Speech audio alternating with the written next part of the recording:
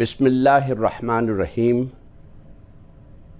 ناظرین و سامعین السلام علیکم. Z9 ٹی وی کے programme heart talk at Z9 میں آپ سب کو ایک بار پھر خوش آمدید. کچھ توقف کے بعد آج ہم آپ کے ساتھ پھر حاضر ہیں. میں ہوں آپ کا ہوسٹ اور دوست آصف سید. سب سے پہلے آپ جانتے ہیں آج 19 ذی الحج ہے، سن 1447 ہجری. ایک دن پہلے یعنی کل کے دن، یہ وہ دن تھا جس دن حضرت علی ابن ابی طالب کی ولایت کا اعلان ہوا. یہ اعلان حضور اکرم صلی اللہ علیہ وآلہ وسلم کے حج وداع کے موقع پر غدیر خم کے مقام پر واپسی پر ہوا، جہاں 1,24,000 صحابہ مختلف علاقوں سے جمع ہوئے تھے. اور اس دن رسول اکرم صلی اللہ علیہ وآلہ وسلم نے حضرت علی علیہ السلام کا ہاتھ بلند کر کے من کنت مولاؤ فہذا علی مولا کا ذکر کیا. اس کے ساتھ ان کا ایک خطبہ بھی ہے جس میں انہوں نے حضرت علی کو اپنے بعد اپنے ساتھ مولا کا لقب دیا. صحابہ کے اس لشکر عظیم نے اس موقع پر بخن بخن یا علی کہہ کر حضرت علی کو مبارکباد دی. یہ تمام مستند احادیث جس میں جامع ترمذی، سنن ابن ماجہ اور بہت سی روایات و حدیثوں کی کتابوں میں ان سب کا ذکر ہے. اس موقع پر یہ بھی ملتا ہے کہ عمر بن خطاب نے مولا علی علیہ السلام کو مبارکباد دیتے ہوئے کہا، بخن بخن لک یا ابن ابی طالب، اصحبت مولائی و مولا کل مومن. مبارک ہو اے ابو طالب کے بیٹے علی کہ تم ہم سب کے مجھ سمیت مولا بن گئے ہو. Z9 ٹی وی کی طرف سے ہم آپ تمام ناظرین و سامعین جہاں جہاں تک ہمیں دیکھا جا رہا ہے اور جہاں جہاں تک ہمیں سنا جا رہا ہے، آپ سب کو عید غدیر کی مبارکباد پیش کرتے ہیں. آج کے پروگرام میں ہمیشہ کی طرح ہم بہت سے معاملات پر گفتگو کریں گے. جیسے کہ ہمارا سیگمنٹ ہوتا ہے، پہلا سیگمنٹ جس میں ہم ذکر کرتے ہیں نارتھ امریکہ کی پالیٹکس کا، اور اس کے بعد دوسرے سیگمنٹ میں ہم زیادہ تر کوشش کرتے ہیں کہ پاکستان اور خطے کے حالات کا ذکر کریں. جیسے ہی ہم بریک سے واپس آئیں گے، ہمارے ساتھ کمیونٹی کی ایک معزز شخصیت موجود ہوں گے جن سے ہم یہاں کے چند الیکشنز، جن میں سب سے پہلے میونسپل الیکشن ہیں جو کہ 26 اکتوبر 2026 کو ہو رہے ہیں، اس کا ذکر کریں گے. اس کے ساتھ ہی انٹیریو لبرل پارٹی کی لیڈرشپ کے ریس کا بھی آغاز ہو چکا ہے اور اس میں اب تک کئی کینڈیڈیٹ سامنے آ چکے ہیں. کچھ نے فیس جمع کروا دی ہے اور کچھ ابھی انتظار کر رہے ہیں. ان کی نظر ان سب پر ہے. ہم ان سے جانیں گے کہ وہ ان سب کے حالات کو کس طرح سے دیکھتے ہیں. ہم آتے ہیں وقفے کے بعد اور ہمارے ساتھ جڑیں گے کمیونٹی کی ایک جانی مانی شخصیت. آئیے وقفے کی طرف چلتے ہیں اور انشاءاللہ ہمیں امید ہے آپ ہمارے ساتھ ہی رہیں گے.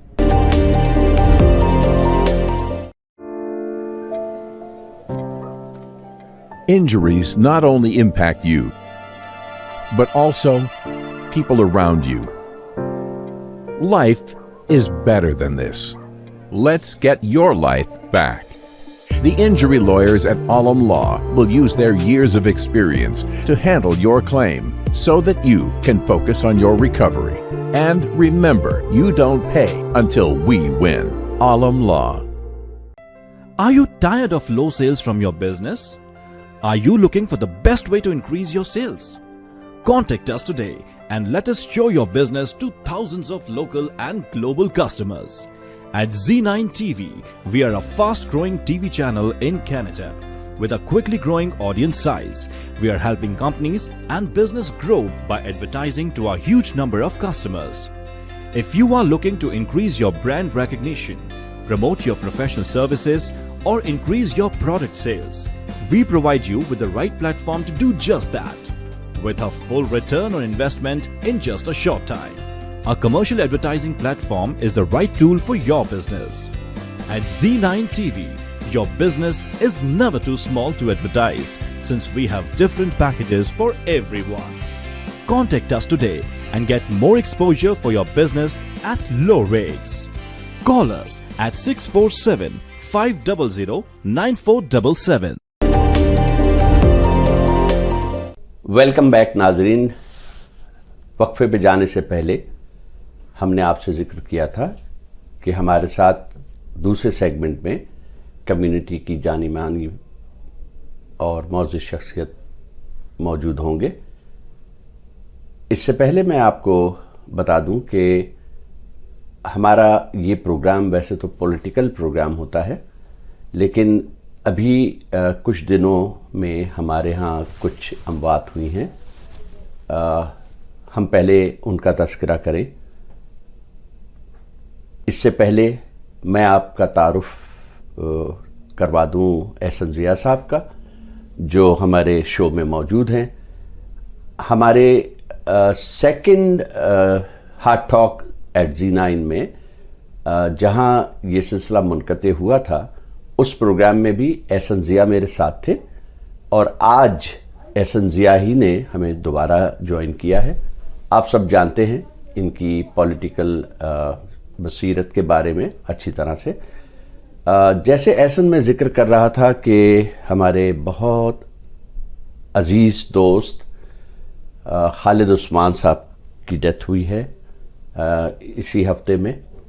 इससे पहले हमारे सहाफ़ी लताफ़त सिद्दीकी की बेगम का इंतकाल हुआ, और कल ही खबर आई कि तसव्वुर शहरियार जो मिल्टन में रहते थे, वो भी हमारे दोस्त हैं, कल ही उनका हार्ट अटैक से इंतकाल हुआ है। हम सब उनकी फैमिलीज़ को अपनी ताज़ियत पेश करते हैं, Z9 की तरफ से, आपकी तरफ से, हमारी तरफ से। आप खालिद उस्मान को बहुत अच्छी तरह जानते हैं, तो आप पहले तो खालिद उस्मान के लिए कुछ बताइए और उसके बाद फिर हम आगाज़ करते हैं। जी, मेरी खालिद उस्मान साहब से 2015 के आखिर में या 2016 के स्टार्ट में मीटिंग फर्स्ट टाइम मैं उनको मिला था एक इवेंट पे। उससे पहले मैंने उनका नाम सुना हुआ था, वो उससे पहले काउंसलर रह चुके हुए थे। जी जी जी। तो मेरा जब उनसे पहली दफ़ा तारुफ हुआ तो मैंने उनको एक बहुत हम्बल और डाउन टू अर्थ शख्सियत पाया, और फिर जैसे जैसे उनके साथ ताल्लुकात मेरे बढ़ते गए, इस्तवार होते गए, तो हमेशा उन्होंने एक चीज़ मैंने देखी कि कोई भी चीज़ कभी कम्युनिटी में, किसी टीवी शो में या अदरवाइज़ पॉलिटिकल इवेंट या कहीं पे भी कुछ थोड़ी प्रोग्रेस होती थी ना, तो वो स्पेशल मुझे फ़ोन करके उस चीज़ पे मुबारकबाद देते होते थे, अप्रिशिएट करते थे। अच्छा। तो फिर मुझे बाद में पता चला कि वो सिर्फ मेरे साथ नहीं, वो कम्युनिटी में हर शख्स को इसी तरह अप्रिशिएट करते हैं। लाइक कभी सलमा जाहिद कैंडिडेट जब बन रही थी, तो खालिद उस्मान पहले शख्स थे जिन्होंने फेसबुक पोस्ट पे लिखा था इंशाल्लाह MP सलमा जाहिद। तो इस तरह की और भी काफ़ी मिसालें हैं कि ताल्लुक तो उनका मार्कहम से था, लेकिन इधर वेस्ट साइड पे भी आके, चाहे मिल्टन है, चाहे मिसिसागा है, चाहे ब्रैम्पटन है, चाहे टोरंटो का एरिया है, तो हर जगह पे आके खालिद उस्मान साहब पाकिस्तानी कम्युनिटी के लोगों को, जिनमें वो टैलेंट देखते थे, समझते थे कि ये लोग कुछ काबिल हैं, उनको हमेशा अप्रिशिएट करते थे, और उनके साथ हमेशा अपनी पूरी यकीन दहानी का वो वादा करते होते थे कि जी मैं आपके साथ हूँ, हर तरह से आपके साथ हूँ। تو یہ میں نے ایک چیز جو ہے نا بہت کم لوگوں میں دیکھی ہے. تو خالد عثمان صاحب اس میں یہ کہوں گا کہ وہ کمیونٹی کا برانڈ تھے. ٹھیک. بس ہم تو دعا کر سکتے ہیں کہ اللہ سبحانہ تعالی ان کے درجات بلند کرے. ان سمیت تمام مومنین و مومنات، مسلمین و مسلمات کے جو ہم سے جدا ہوئے ہیں ان سب کے درجات بلند ہوں. اب میں احسن آپ سے پوچھنا چاہوں گا، آپ کی نظر رہتی ہے خاص طور پہ پولیٹیکل حوالے سے میں ذکر کروں گا. ایک تو میونسپل الیکشن ہیں 26 اکتوبر 2026. اس کے لیے کئی امیدوار جو ہماری کمیونٹی سے تعلق رکھتے ہیں، کچھ ہماری انڈین کمیونٹی سے تعلق رکھتے ہیں، ساؤتھ ایشینز ہیں، وہ بھی میدان میں آ گئے ہیں. سب سے پہلے تو اگر ہم مسیساگا کا ذکر کریں تو مسیساگا میں آپ کو کیا لگتا ہے کہ کس طرح سے، کیونکہ مئی 1 سے رجسٹریشن کا آغاز ہوا اور اب تک کی اطلاع کے مطابق مسیساگا میں کیرولین پیرش، دیپیکا دمرلا اور ایلون ٹیجو جو ہیں وہ فرنٹ رنر ہیں. بہت اور نام بھی ہیں میئرل کینڈیڈیٹس جو ہیں. باقی تو کچھ نام ایسے ہیں جو جیسے جو ہارنک ہے، ابھی ان کے سامنے کوئی کینڈیڈیٹ نہیں ہے.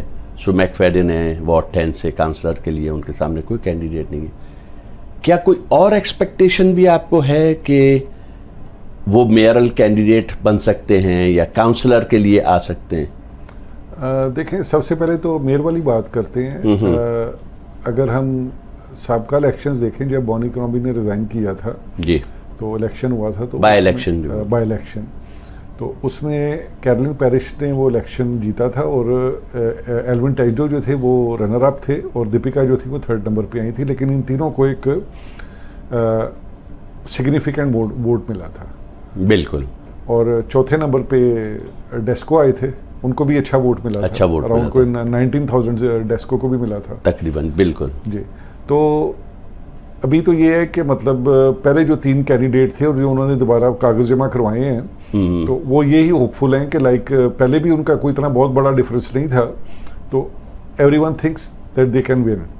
اچھا. اس کے علاوہ ایک اور چیز ہے جو ہم دیکھ رہے ہیں کہ بہت سارے لوگ جو ہیں مسیساگا کے، وہ بونی کرومبی کو اپروچ کر رہے ہیں. وہ کہہ رہے ہیں کہ چونکہ بونی کرومبی نے ادھر سے ریزائن کر دیا ہے OLP لیڈرشپ سے، جی تو وہ چاہتے ہیں کہ بونی کرومبی دوبارہ مسیساگا کو ٹیک اوور کریں، کیونکہ بونی کا جو دور تھا وہ اس موجودہ دور سے بہتر تھا. یہ کچھ لوگوں کا خیال ہے. اچھا جی. تو وہ بونی کرومبی کو اپروچ کر رہے ہیں. آئی تھنک کہ بونی کرومبی بہت زیادہ چانسز ہیں کہ وہ بھی جمپ ان کریں گی. اچھا. تو یہ ایک بہت مزیدار ریس ہوگی اس کے بعد کہ 3 کینڈیڈیٹس جن کا ایک بڑا بھرپور مقابلہ ہوا تھا اور بونی کرومبی جو پہلے میئر رہ چکی ہیں تو اور بہت اچھی میئر رہی ہیں. ان کی جو بھی ٹرم گزری ہے ہم نے دیکھا ہے کہ انہوں نے بہت کام کیا ہے. ہیزل میکیلین کی ٹارچ کو جو وہ آگے لے کر چلی ہیں تو انہوں نے پورا حق ادا کیا. اب یہ تو پاسٹ ہے، اس لیے ہم کہہ نہیں سکتے کہ کیا ایسی وجوہات تھیں جو انہوں نے OLP جانے کا فیصلہ کیا.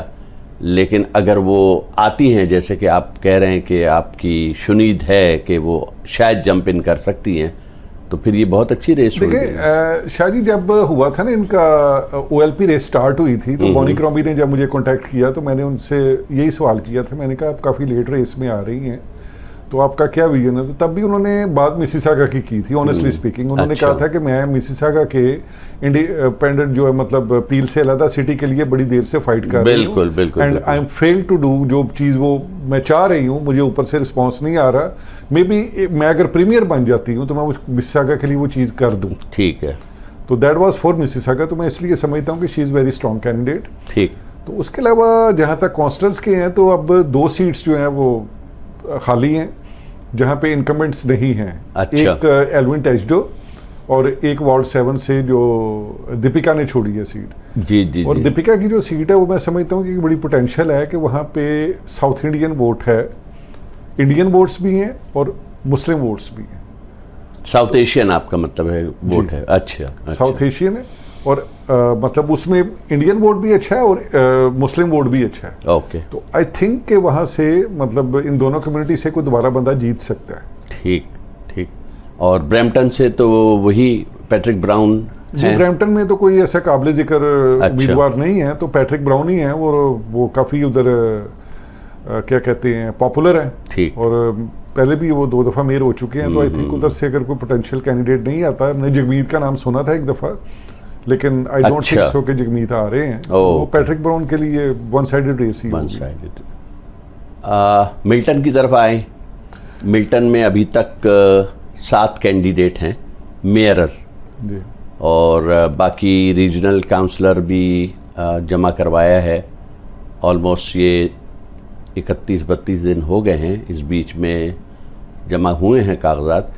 لیکن تعجب کی بات یہ ہے کہ 7 کینڈیڈیٹس میں سے 5 کینڈیڈیٹ پاکستانی ہیں. جی, اور آپ کی پوسٹ کا اگر میں حوالہ دوں تو اس میں آپ نے ایک 8ویں کینڈیڈیٹ کا بھی ذکر کیا تھا کہ وہ بھی جمپ ان کر سکتے ہیں. جی, پہلے تو آپ مجھے یہ بتائیں کہ یہ 5 کینڈیڈیٹ جو ہیں ان کا تعارف کیا ہے, اور کیونکہ گورڈن کرینٹس ہیں اور مینیکیکس ہیں جو کاؤنسلر ابھی ہیں, جی, تو باقی جو ہماری کمیونٹی کے لوگ ہیں وہ کون ہیں؟ ہماری کمیونٹی کے ایک تو سمیرہ علی ہیں.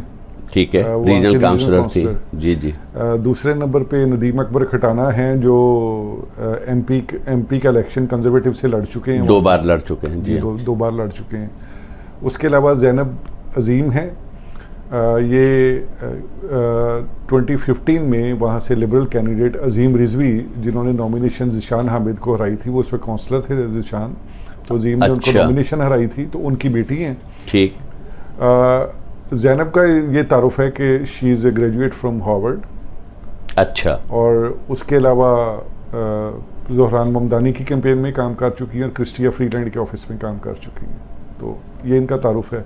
اس کے علاوہ ملیحہ احمد ہیں, وہ کمیونٹی ورک میں کافی جی جی جی میں جانتا ہوں. وہ مسلم ملٹن مامز, اور اس کے علاوہ این ڈی پی میں ان کا کافی کردار رہا ہے. بالکل. تو یہ ہیں. اس کے علاوہ یاز ملک صاحب کی شنید تھی کہ وہ بھی اس میں جمپ کر رہے ہیں, جو آپ نے پوسٹ لگائی تھی. ایگزیکٹلی. اچھا. ابھی تک انہوں نے کاغذ تو نہیں جمع کروائے, لیکن ان کا نام بھی سننے میں آ رہا ہے. تو یہ ہمارے ایک طارق محمود صاحب. جی جی بالکل. طارق محمود صاحب نے بھی کاغذ جمع کروا دیے. وہ محمود ہیں یا محمد ہیں؟ طارق محمود ہیں وہ. جی جی. اچھا. یہ پہلے مسیساگا میں ہوتے تھے. اوکے. تو ان سے میری کافی, کیونکہ میں نے جو ان کا رجسٹریشن پہ جا کر دیکھا ہے تو ان کا نام محمد طارق ہے. تو اب مجھے نہیں پتا, وہ تو وہی بہتر جانتے ہیں. لیکن اچھا, ایک کینڈیڈیٹ وہ ہیں. تو یہ 5 کینڈیڈیٹ ہیں. ان میں زینب عظیم جو ہیں وہ قدر ینگ کینڈیڈیٹ ہیں. جی, آئی تھنک 22 سال ان کی ایج ہے. اچھا ٹھیک ہے.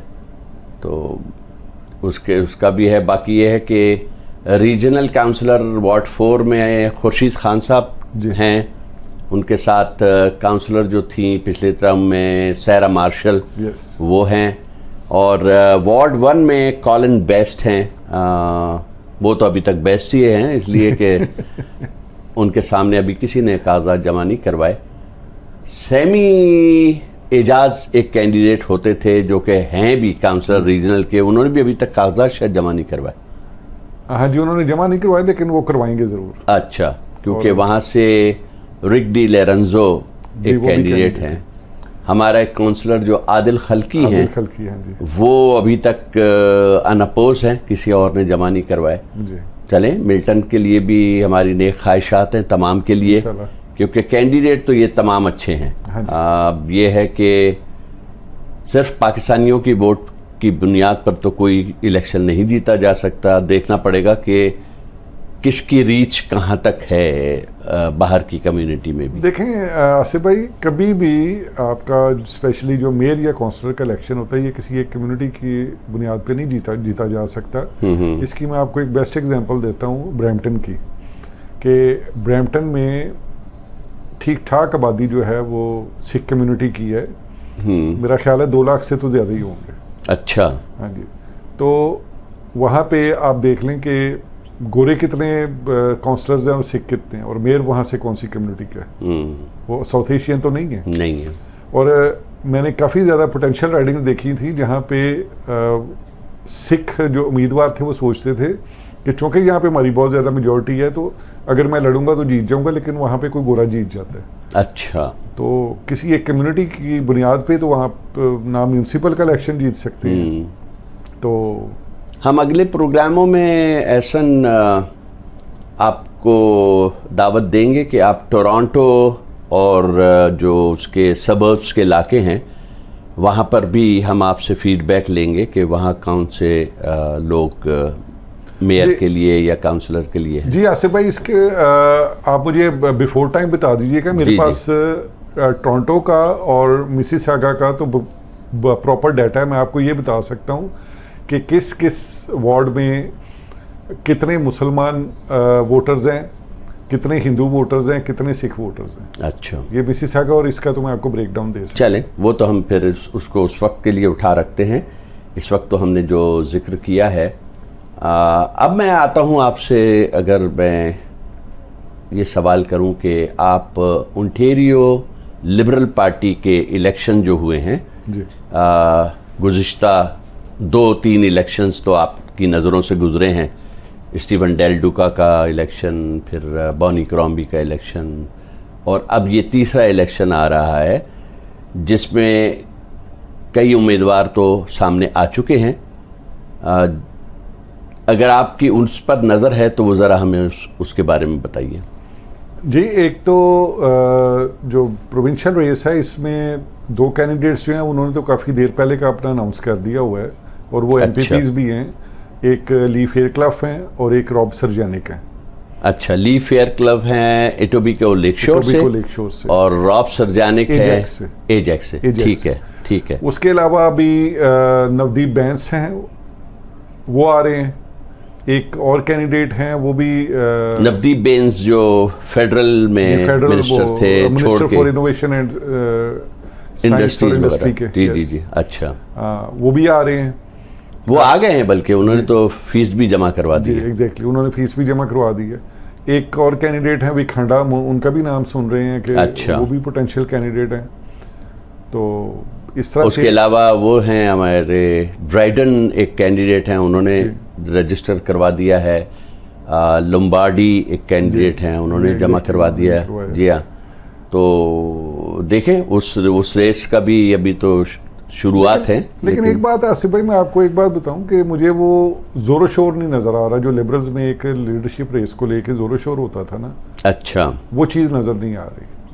वजह मेरा ख्याल है कि लिबरल्स से कुछ मिस्टेक्स हुई हैं पास्ट में, जिसको उन्होंने अभी तक करेक्ट नहीं किया।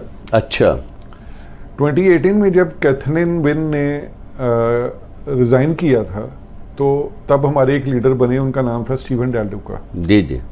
अच्छा, स्टीवन डेल डुका भी असेंबली में नहीं बैठे हुए थे। तो क्या था कि जी वो इलेक्शंस आएंगे 2022 के और वो एमपीपी बनेंगे तो वो असेंबली में जाके बैठेंगे एज अ लीडर। तो उसके बाद बॉनी क्रॉम्बी आई। बॉनी क्रॉम्बी के साथ भी यही अनफॉर्चुनेट था कि she was not elected member.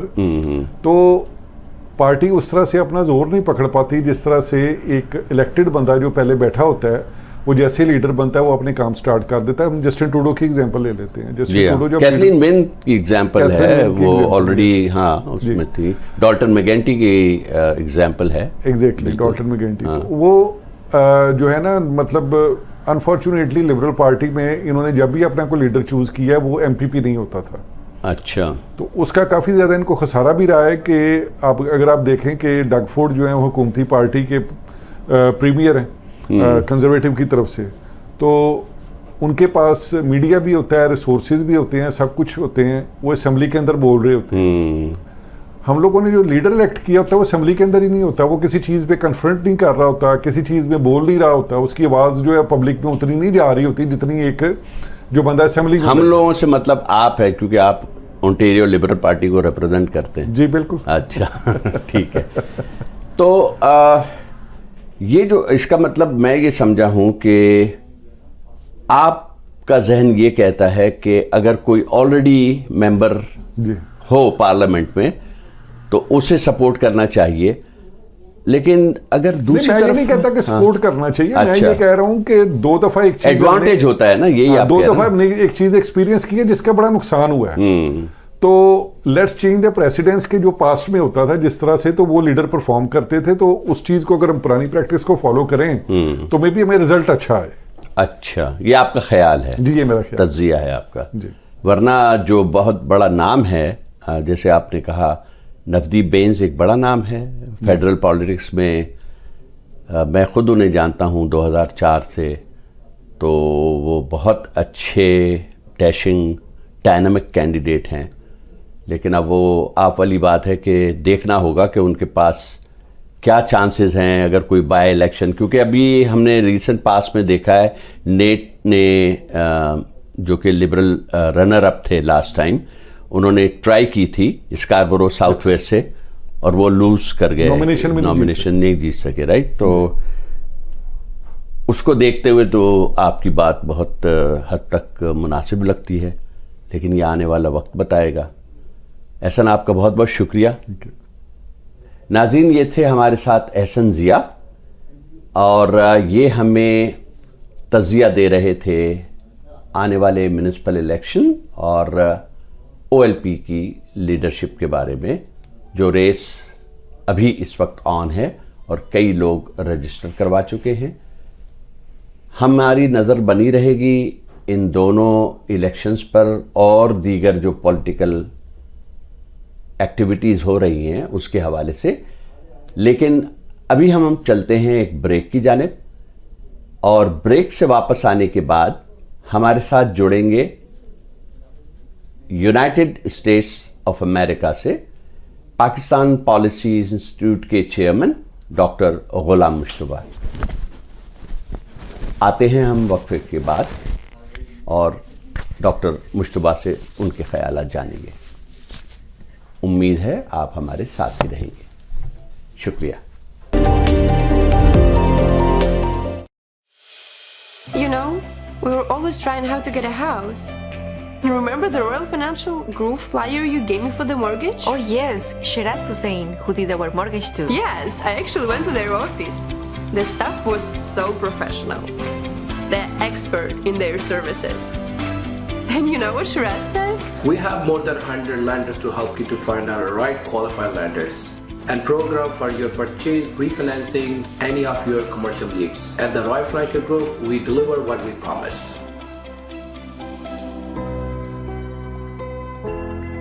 Royal Financial Group. Never put a limit on your dreams.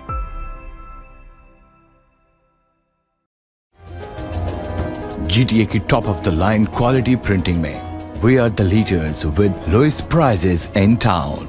We are Z9 Media.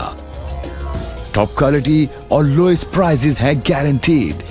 हर तरह की graphic designing और printing services from huge banners to posters, real estate signs, vinyl, magnet flyer, business card. Your one-stop shop for all signs and printing needs. Call now 647-500-9477. Z9 Media. आपके रिश्तों का खूबसूरत आईना जिसमें अपनेपन का एहसास है, प्यारा सा अटूट विश्वास है, जिसकी जगह कोई नहीं ले सकता, जो आपके फसानों को हंसी बनाए, बचपन के ख्वाबों को हकीकत बनाए और आपके सौंदर्य को चार चांद लगाए. अल मदीना ज्वेलर्स, विश्वास अपनेपन का. ویلکم بیک ناظرین.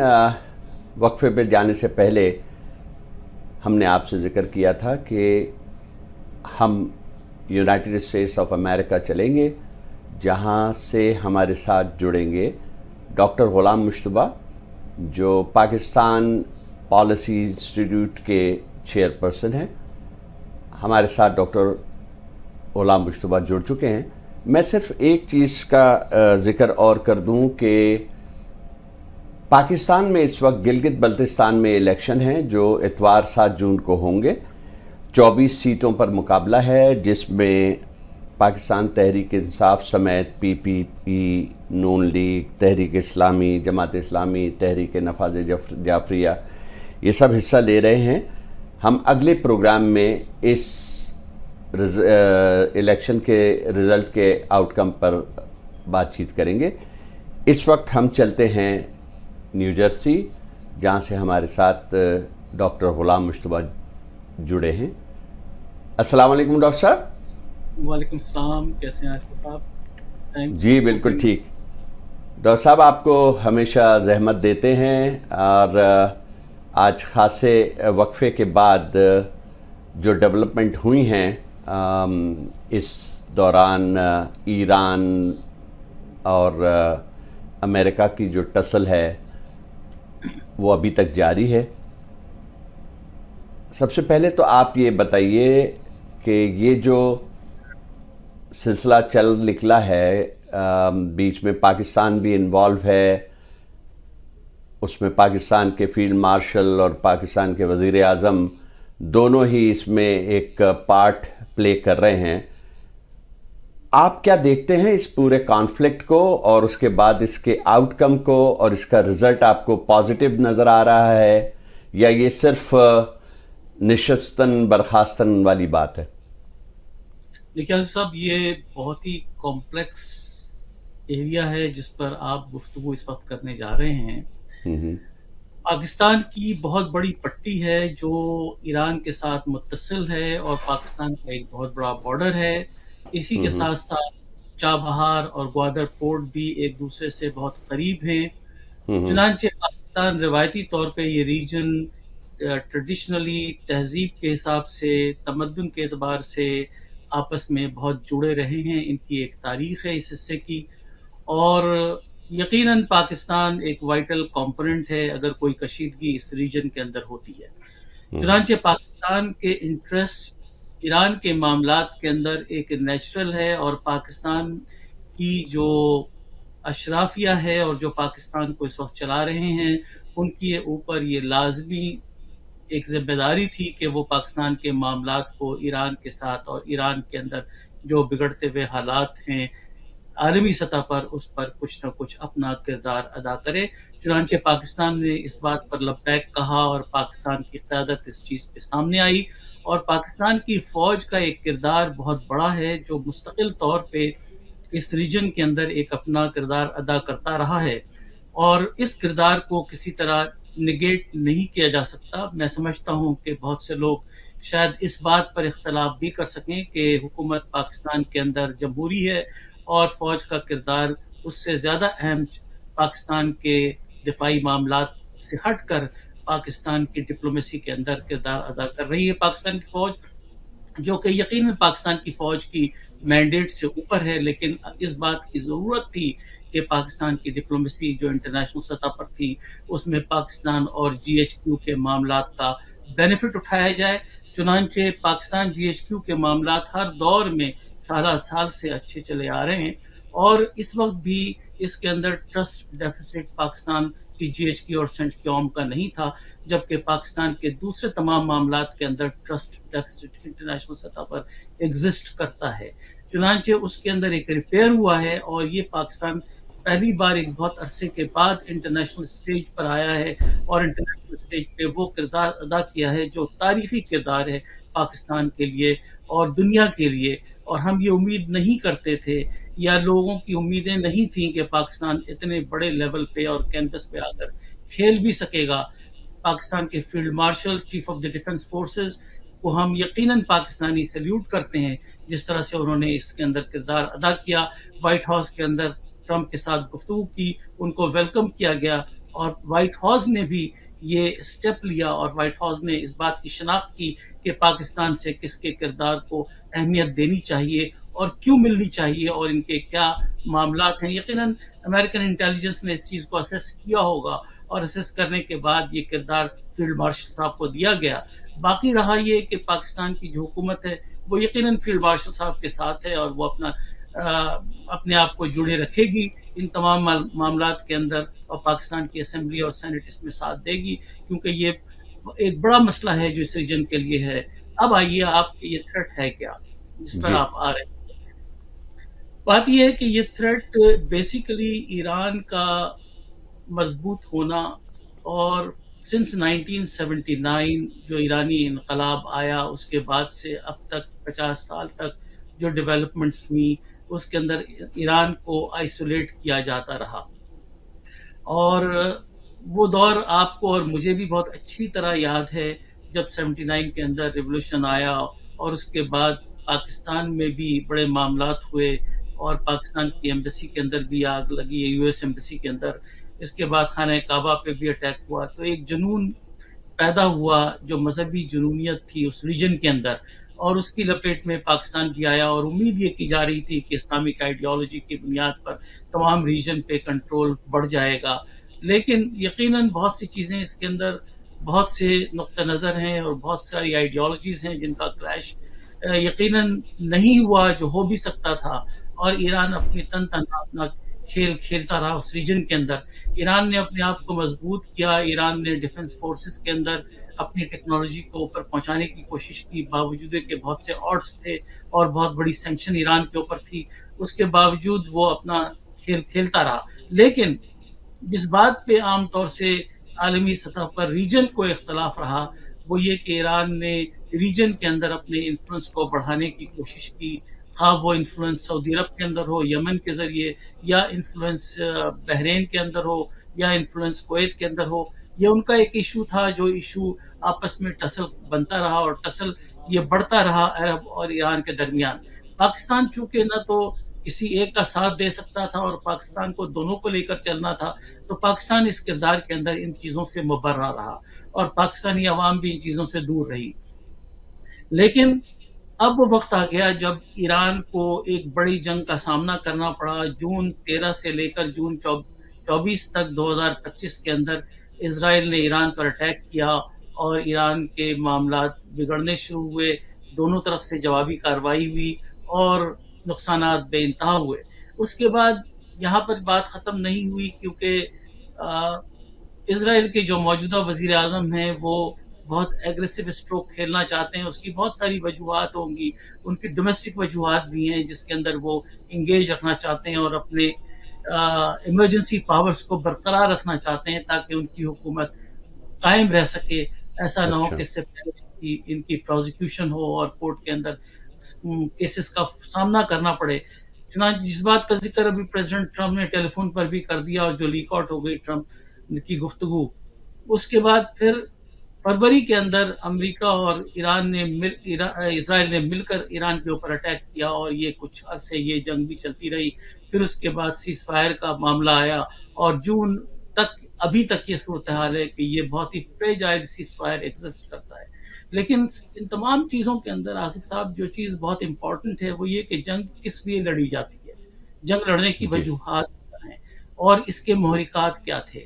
بات یہ ہے کہ اس کھیل کے اندر جو چیز سامنے دکھائی گئی، جو چیز سامنے آئی وہ یہ کہ اسرائیل کو کوئی تھریٹ تھا جس میں نیوکلیر ٹیکنالوجی اگر ایران حاصل کر لیتا تو اسرائیل کی ایگزسٹنس کویسچنیبل تھی. کسی وقت بھی ایران یہ بات کر سکتا تھا کہ اسرائیل کی ایگزسٹنس چیلنج ہو جاتی. چنانچہ اسرائیل اپنی ایگزسٹنس کی جو اسرائیل نے کلیم کیا ہے وہ یہ کہ اپنی ایگزسٹنس کی جنگ لڑ رہا تھا. اور یہ تو ڈاکٹر صاحب ایک نقطہ نظر ہے نا. جی بالکل میں یہی بات کر رہا ہوں کہ اسرائیل کا نقطہ نظر یہی تھا کہ ہم ایگزسٹنس کی جنگ لڑ رہے ہیں اور اس کو امریکہ کے اندر بھی بائی کیا گیا کہ ایسا ہی ہے. لیکن ایک دوسرا نقطہ نظر بھی یہ ہے کہ اگر کسی کو نیوکلیر ٹیکنالوجی کی اجازت ہے ریجن کے اندر کسی اور ملک کو، تو یقیناً ایران بھی اپنا رائٹ رکھتا ہے کہ وہ نیوکلیر ٹیکنالوجی حاصل کرے. یہ ہے بیلنس گفتگو. اب رہا یہ کہ کیا اس کو حاصل کرنا چاہیے یا نہیں کرنا چاہیے، یہ ایک بڑی گفتگو ہے جس کے اندر اس وقت ایک چیز کا ہمیں خیال رکھنا ہوگا کہ جو طاقتیں اس وقت رول کر رہی ہیں ان کا کیا مزاج ہے، وہ کیا چاہتے ہیں اور کیوں چاہتے ہیں اور اس کے کیا کیا ڈائنامکس ہیں، اس کو سمجھنے کی ضرورت ہے. اس کے بعد اصل چیز جو جنگ کی ہے وہ یہ کہ بسائڈ سیکیورٹی تھریٹ اس کھیل کے اندر دو آئیڈیالوجیز لڑ رہی تھیں، ایک کنوکشنز کی بنیاد پر اور دوسری اکنامک بنیاد پر. کنوکشنز کی بنیاد پر جو جنگ تھی وہ یہ تھی کہ ایران یہ سمجھتا تھا کہ اس کی یہ کنوکشن ہے اور اس کو جیت کنوکشن کی بنیاد پہ آئیڈیولوجیکل گراؤنڈ پہ حاصل ہوگی، اور اس کنوکشن کو آپ توڑ نہیں سکتے ہیں. وہ کنوکشن بہت سخت مزاج ہوتی ہے اور اس کو توڑنا بہت آسان نہیں ہے. چنانچہ اس بات کی پوری کوشش کی گئی کہ ایران کو وار آف نرس کے اندر ڈیفیٹ دیا جائے اور اس کنوکشن کو توڑا جائے، لیکن وہ نہیں ٹوٹ سکتی چیز. اب آئیے آپ کے اکنامک وار کے اندر یقیناً ایران کو بہت بڑا لاس ہوا ہے.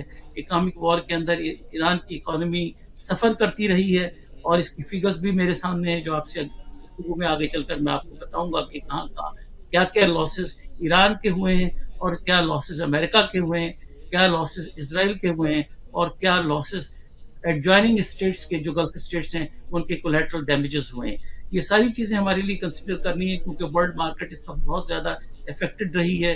آئل مارکیٹ 70 سے لے کر 100+ پہ چلی گئی، اور ہر چیز دنیا کے اندر مہنگائی اور گرانی کا شکار ہوئی، جس کا شکار آپ بھی کینیڈا کے اندر ہیں، پاکستان کے اندر لوگ بھی ہیں، اور ایران کے اندر بھی ہیں، اور امریکہ کے اندر بھی لوگ اس کو سفر کر رہے ہیں. تو چنانچہ یہ ہیومینٹی کے پوائنٹ آف ویو سے یہ چیز اچھی نہیں تھی.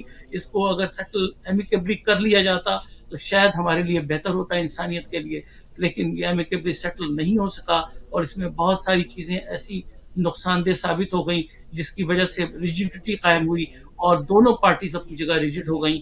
اور اس کو بیچ میں فلیکسیبل کرنا اور دونوں کو جوڑنا اور مفاہمت کے ٹیبل پہ لانا یہ اتنا آسان کام نہیں تھا جس کے اندر پاکستان نے ابتدا کی. میں چاہوں گا کہ آپ سوال کریں، میں آپ کو سوال کا جواب دیتا جاؤں گا. جی ڈاکٹر صاحب، میں بیٹھے ہیں، ہم ظاہر ہے آپ کو زحمت دیں گے اگلے پروگراموں میں، ڈیٹیل میں ہم یہ اکنامک صورتحال تو ڈسکس کریں گے. جو آپ کے پاس نمبر ہیں ڈیفینیٹلی آپ کی گہری نظر ہے، اور آپ ان ٹچ بھی ہیں امریکن جو اسٹیبلشمنٹ ہیں اس کے بہت قریب بھی ہیں، آپ کی بات مانی بھی جاتی ہے، آپ کے کانٹیکٹ پاکستان میں بھی ہیں. اصل جو میں اس وقت آج کیونکہ ہمارا دوبارہ سے اس پروگرام کا آغاز ہوا ہے اور آپ کے ذریعے ہوا ہے، تو میں صرف یہ جاننا چاہ رہا ہوں کہ یہ تو ون سائیڈڈ ہے جو اسرائیل کے بارے میں آپ نے بات کی، جو ان کا نقطہ نظر ہے، جو بائی کیا امریکہ نے، جو خطہ سعودی عرب اور دوسرے ہمارے اسلامی ممالک ہیں ان سے جو تعلقات ایران کے رہے ہیں وہ بھی ایک قدر.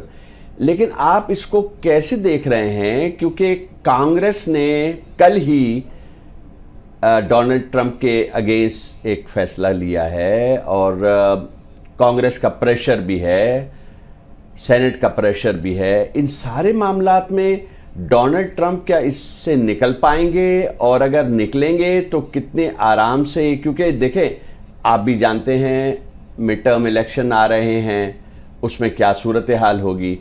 اور پاکستان کے حوالے سے اگر پاکستان یہی میڈییٹنگ کا رول ادا کرتا رہا، اس کو آپ اختتام کہاں تک، میرا سوال یہی تھا آپ سے کہ آپ اس کو ختم ہوتے ہوئے دیکھ رہے ہیں یا یہ کنٹینیوٹی کرے گی نومبر کے مڈ ٹرم الیکشن تک؟ دیکھیے دو سوالات ہیں آپ کے. پہلا سوال آپ کا یہ ہے کہ امریکن مڈ ٹرم الیکشنز اور اس کی امپلیکیشنز اور ٹرمپ صاحب کی جو اس وقت اسٹرینتھ ہے وہ کہاں تک مضبوط رہ سکے گی خصوص کانگریس کے الیکشنز کے بعد.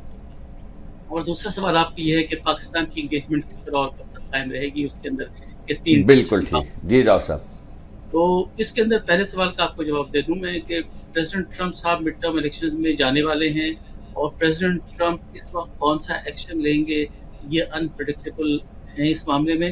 اور یہ کہنا کہ وہ کون سا بولڈ اسٹیپ لے لیں گے اور کیا کریں گے، یہ بھی ممکن ہے کہ ٹرمپ صاحب مشتبہ خامنائی صاحب سے ڈائریکٹلی ملاقات کر رہے ہیں. یہ ٹرمپ صاحب کی پرسنالٹیز کا ایک حصہ ہے.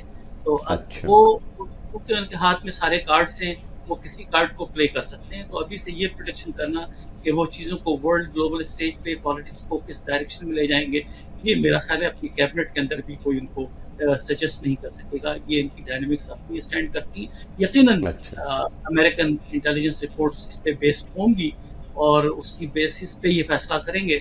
لیکن ٹرمپ صاحب مین آف وار کم ہے، یہ ذہن میں رکھنے کی ضرورت ہے. ابھی امپریشن یہ پڑ رہا ہے کہ وہ مین آف وار ہیں اور کانگریس نے ان کو ہاتھ روکنے کی کوشش کی ہے. دیکھیے بات یہ ہے کہ پریزیڈنٹ کے پاس بہت سارے آپشنز ہیں. بہت سارے آپشنس کے اندر ایگزیکٹو آرڈرس کے آپشن بھی ہیں. دوسری چیز یہ کہ مڈ ٹرم الیکشن کے اندر ایک بات بڑا کلیئر کر دوں آپ کو میں کہ پریزیڈنٹ کو ریموو تو نہیں کیا جا سکتا ہے جب تک 2/3 میجورٹی دونوں ہاؤسز کے اندر نہ ہو, یعنی سینٹ کے اندر نہ ہو, کانگریس کے اندر نہ ہو. اور mid term election 50% of Congress پہ ہو رہی ہے. 50% آف کانگریس میں اگر 70% سیٹ, جو کہ انیوژل ہے, ڈیموکریٹس لے جاتے ہیں, ایسا نہیں ہوگا تو بھی 2/3 تو نہیں بن رہی ہے, تو بھی 60 اور 40 کا ریشو ہوگا. 2/3 حاصل کرنا it is impossible for the democrats. تو پریزیڈنٹ ٹرمپ جا کہیں نہیں رہے. پہلی بات, مگر امپیچمنٹ ہوتے ہوئے دیکھتے ہیں آپ, امپیچمنٹ کے لیے 2/3 چاہیے, وہ نہیں ہوگی, وہ ہو نہیں سکتی. اچھا, اب رہا یہ کہ ان کے پاورز کو ریسٹرکٹ کیا جائے گا. بہت ساری چیزیں ایسی ہیں جس کے اندر یہ ایگزیکٹو پاورز استعمال کر سکتے ہیں کسی بھی ایمرجنسی کو ڈکلیئر کریں. تو ان کے پاورز وغیرہ ریسٹرینٹ نہیں ہو رہے. یہ ضرور ہے کہ ان کے لیے کمپلیکیشنز پیدا ہوں گی, اور یہ ضرور ہے کہ میں خود ریپبلکن پارٹی کا الیکٹڈ لیڈر ہوں اس علاقے سے, اور میں ذمہ داری سے یہ بات کہہ سکتا ہوں کہ ہماری اسسمنٹ کے اندر یہ بات ہے کہ ہم ریپبلکنس کو دیکھ رہے ہیں کہ یہ ڈاؤن ٹرن اس کا گراف نہ ہو اور ہمارے کینڈیڈیٹس لوز نہ نہیں کریں. مگر کیا وہ ریپبلکن کو اتنی اہمیت دیتے ہیں کیوں کہ وہ ریپبلکن سے پوچھیں گے اور ان کا جو ڈاؤن ٹرینڈ چل رہا ہے اس کا خیال رکھیں گے؟ آپ سمجھتے ہیں؟ نہیں, یہ سوال آپ کا بالکل صحیح ہے. وہ یقیناً ریپبلکن سے نہیں پوچھیں گے اور وہ اپنا فیصلہ خود کریں گے. لیکن یہ کہنا کہ ریپبلکن کو وہ آئسولیٹ کر دیں گے اور وہ اس کی انٹرسٹ کا خیال نہیں رکھیں گے, ایسا نہیں ہے. یقیناً ابھی بہت ٹائم ہے ان کے پاس, اور بہت سی چیزیں ابھی. دیکھیے بات یہ ہے کہ یہ وار تو رکنی ہے, رکنی ہے. جی یہی میرا سوال تھا. یہ وار تو رکے گی. اب رہا یہ کہ وار رکنے کے بعد یہ شیپ اپ کیسے کرتی ہے. اس کے اندر دو ڈائنامکس بہت امپورٹنٹ پلے کریں گے. ایک ایران کی اپنی ڈائنامکس پولیٹیکل وزڈم, اور دوسری پاکستان کی اس کے اندر اپنا کردار. اور ایران کی وزڈم یہ ہونی چاہیے اس کے اندر کہ اس ڈائنامکس کے اندر جتنا ہو چکا ہے اس کے اندر گین کرنے میں ان کو جو کنسیشنز لینی ہیں, اس کے اندر جو فنڈز فریز کیے ہوئے ہیں ایران کے $120 بلین وہ ریلیز کروا دیں. اور امریکہ اس کو ریلیز کرنے کے لیے یقیناً راضی ہے, اور اس کے اندر نیگوشیشن ہونے کی ضرورت ہے. میں سمجھتا ہوں $120 بلین اگر ریلیز ہو جاتا ہے تو اس پورے وار کے اندر ایران کا میکسیمم لاس $200 to $300 بلین ہوا ہے. تو ایران اس کو ریکور کر سکے گا اور ری اسٹرکچر کر سکے گا ساری چیزوں کو, اور ایران انٹرنیشنل اسٹیج پر آ سکے گا جب اس کے اوپر ریسٹرکشن یہ ختم ہو جائیں گی. تیل بیچ سکے گا. تیل جو پہلے چائنا کو $50 اور $60 بیرل بیچ رہا تھا انٹرنیشنل مارکیٹ سے $20 نیچے کی پرائس پہ, وہ انٹرنیشنل مارکیٹ کی پرائس پر بیچ سکے گا. تو وہ لاسز جو ایران نے سینکشنز کی وجہ سے کیے, بارٹر پہ رشیا اور چائنا کے ساتھ معاملات کیے, یون پہ ہینڈلنگ کی, اس میں کم از کم ایران کو 30% لاس ہو رہا تھا اوور 50 ایئرس. تو یہ لاس ایران کا بچ جائے گا اور ایران ریکوری پروسیس کے اندر آ سکتا ہے. دوسری چیز یہ ہے کہ ایران کو میں نہیں سمجھتا ہوں کہ انٹرنیشنل اسٹیج پر آنے پہ کوئی پرابلم ہے. ٹرمپ صاحب یہ سمجھتے ہیں. اور نیوکلیئر کا ڈاکٹر صاحب ایک جو بہت بڑا ایشو ہے وہ تو نیوکلیئر یورینیم کی ہے جو ان کے پاس, اور یا ان کی جو صلاحیت ہے اس پہ کیا آپ دیکھتے ہیں؟ لیکن نیوکلیئر اس پہ جہاں تک صورتحال ہے, بات یہ ہے کہ اس پہ اسکیپٹسم ایران کا صرف ایک میری نظر میں پرنسپل اسکیپٹسم ہے کہ ہم کیوں گیو اپ کریں جب ہمارا بھی رائٹ بنتا ہے. لیکن بات یہ ہے کہ بہت سی اوقات پہ آپ کو گیو اینڈ ٹیک کرنا پڑتا ہے, اور بہت سی چیزیں پیچھے اسٹیپ بیک کرنی پڑتی ہیں. ایران کے لیے بہتر یہ ہے کہ اس کے اندر اسٹیپ بیک کر جائے اور اس کے بعد recovery process, economic recovery process سے گزر جائے. اور میں سمجھتا ہوں کہ ایران اس راستے پہ چل رہا ہے. میں سمجھتا ہوں کہ ایران کے صدر پریزیڈنٹ اس راستے پر چل رہے ہیں اور چیزیں بہت جلد فائنل اسٹیجز پر آ جائیں گی. یقیناً نیگوسیشن اتنی آسان نہیں ہے کیونکہ جہاں پر اتنی کیجولٹیز ہوئی ہیں اور اتنے لوگ مارے گئے, ایران کے لیے بھی یہ چیز اس زخم کو لینا اتنا آسان نہیں ہے.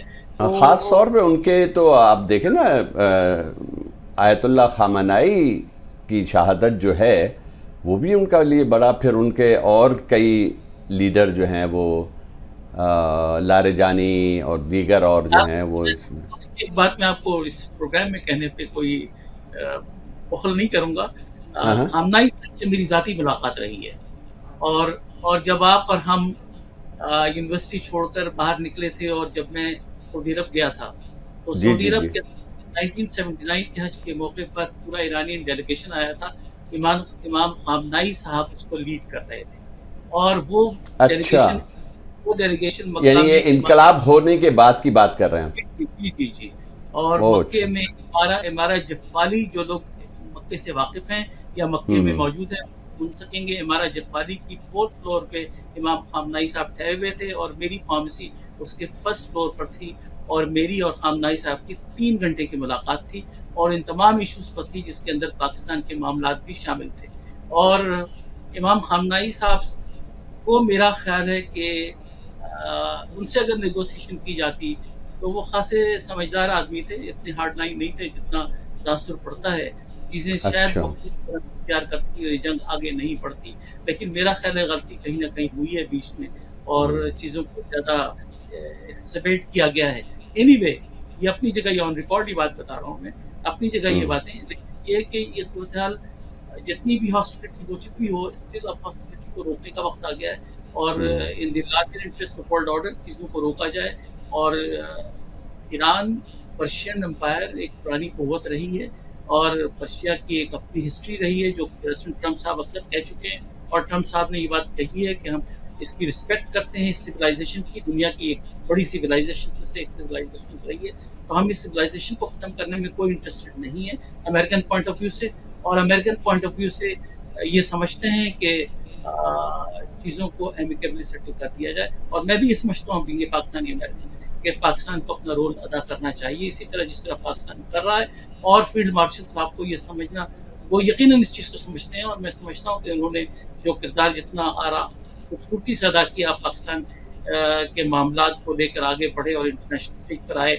मोहसिन नकवी साहब को ईरान के साथ इन्वॉल्वमेंट की ताकि वो कंफर्टेबल महसूस करें, इसी तरह इन्होंने अमेरिका के साथ खुद अपने मामलात किए ताकि सेंट्रल कंफर्टेबल हो इनके साथ। तो मेरा ख्याल है ये डायनेमिक्स डिप्लोमेसी की बहुत अच्छी थी, लेकिन इसके अंदर पाकिस्तान की सिविलियन गवर्नमेंट को, जिस वक्त की गवर्नमेंट है, मेरी मुराद PMLN की गवर्नमेंट में पाकिस्तान पार्टी को नहीं कर रहा हूँ, तो उनको थोड़ा सा केयरफुल होना चाहिए और थोड़ा सा स्टेप बैक रखना चाहिए अपने वज़ीर ख़ारजा को, क्योंकि मेरा ख्याल है कि इस डायनेमिक्स को समझना उनके तजुर्बे का हिस्सा नहीं।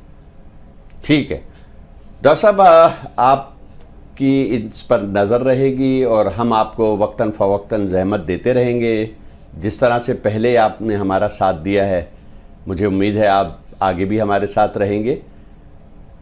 मैं आपका बड़ा मशकूर हूँ और आपके चैनल का बड़ा मशकूर हूँ कि आपने हमेशा मौका दिया और ओपिनियन आपने सामने आने दी, और कोई रोक टोक भी इसके अंदर किसी ओपिनियन नहीं। Very very good. और ये बहुत शुक्रिया जी। नाज़रीन, ये था हमारा आज का हार्ट टॉक एट Z9। इसमें हमने डिफरेंट पॉलिटिकल हालात जो इस वक्त चल रहे हैं हमारे टोरंटो और गिरदनवा के एरिया के ओंटारियो लिबरल पार्टी की लीडरशिप के हवाले से, इसके अलावा पाकिस्तान के हालात और ख़ित्ते की जो सूरत हाल है उसके हवाले से भी हमने आपसे गुफ्तगू की। उम्मीद है आपको ज़रूर ये गुफ्तगू पसंद आई होगी। हम चाहेंगे कि आप हमें अपना फीडबैक भी दें, लेकिन इससे पहले मैं एक आपके गोशोगुजार करना चाहता हूँ, एक दरख्वास्त। शायद आपको मालूम हो कि हमारा टीवी चैनल Z9 ये प्रिंटिंग के हवाले से भी आपकी खिदमत कर सकता है। तो इस वक्त जो इलेक्शन चल रहे हैं, हमें उम्मीद है कि आप दिए गए नंबर पे हमारे ओनर अली शाह से रब्ता करेंगे और उनसे खिदमत हासिल करके आपको अच्छा लगेगा, हमें अच्छा लगेगा। ये कोई इश्तिहार नहीं है, लेकिन मैंने चाहा कि आपको इस हवाले से बावर करवा दूं कि हम सिर्फ टीवी चैनल ही नहीं चलाते, हमारे पीछे एक पूरी फोर्स है जिसको अली शाह लीड करते हैं और उनकी मिसेस राबिया काज़मी लीड करती हैं। हमें उम्मीद है अगले प्रोग्रामों में आप भी हमारे साथ जुड़ेंगे. आज के लिए इतना ही. अल्लाह आपका हामी व नासिर. सलाम.